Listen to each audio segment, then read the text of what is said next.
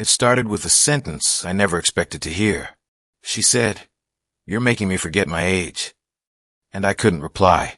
It wasn't a line or a confession meant to flatter. It was something else, something that carried both laughter and sadness, joy and fear. Those words didn't just reach my ears. They settled somewhere inside me, in the place where memory and emotion quietly meet. When I tell you this story, I want you to listen with your heart, because maybe, in some quiet corner of your life, you felt it too. The strange way time bends when two souls meet, no matter what the world says should separate them. I met her on an evening that was supposed to be just another ending to just another day. I was sitting in a quiet cafe tucked between two old bookstores, hiding from the noise of everything. Work, worry, the kind of loneliness you stop noticing after a while. The coffee was bitter, the kind that makes you question your choices, but you keep drinking anyway. Then she walked in.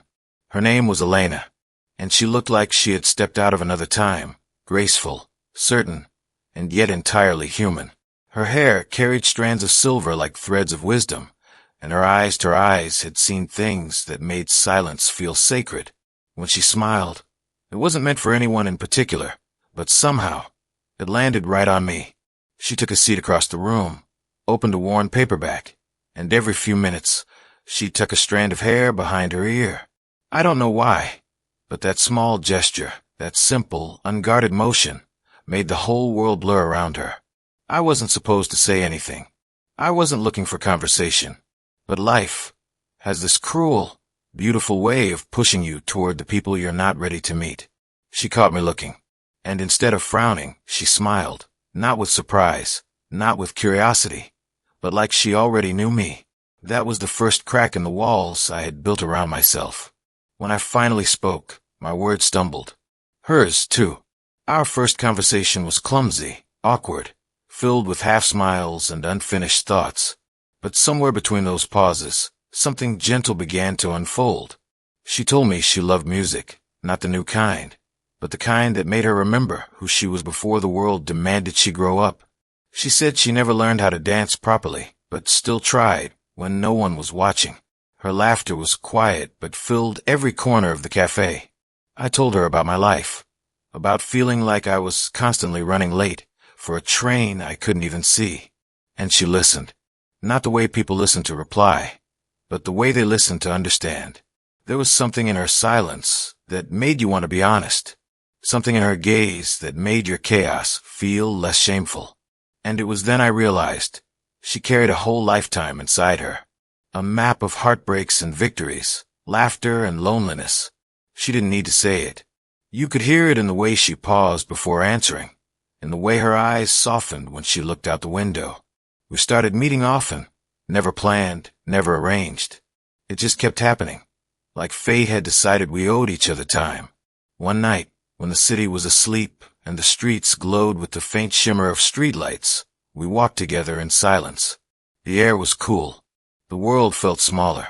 That's when she stopped walking, turned to me, and said softly, as if confessing a secret even she didn't understand, "Asterisk, you're making me forget my age." Asterisk. I froze. Because what do you say to that? That she made me forget mine, too. That I didn't care about numbers. Only about the way she made me feel like the world was worth trying for again? I didn't reply. Not because I didn't want to, but because everything I could say felt too small for what I felt. So we just stood there, two souls quietly defying time. Days became weeks. Weeks became something more. People started noticing and talking. Some smiled. Others whispered. The world always measures love in years when it doesn't fit the rules. But they didn't see what I saw. They didn't see how Elena made the air softer, how her presence made my restless heart finally sit still.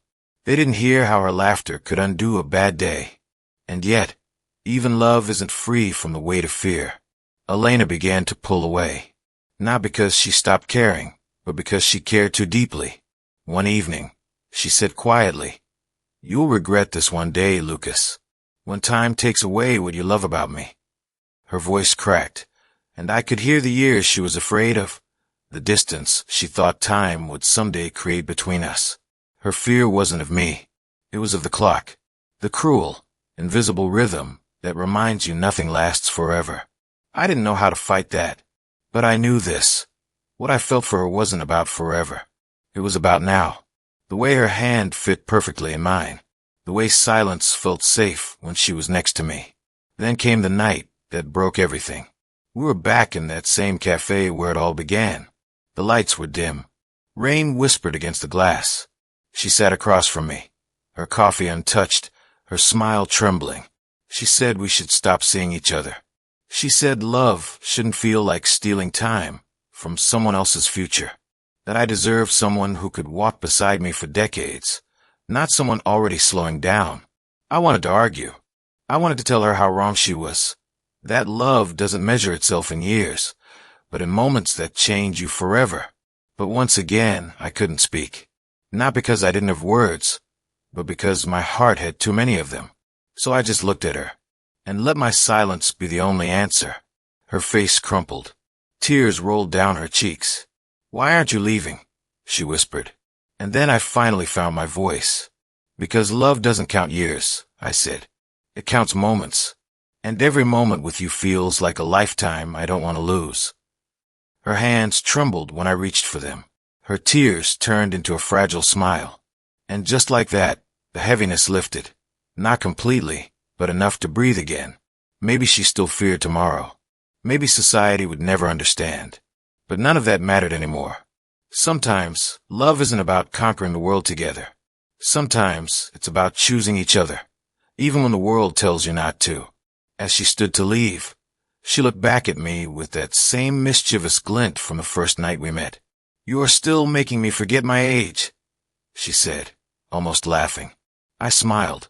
"Good," I told her quietly, "because with you, I'm forgetting mine too." And for a moment she laughed. The kind of laugh that makes you believe time itself paused to listen. Maybe that's what love really is. Not forever. Not perfection. Just forgetting everything else. Until all that's left is us.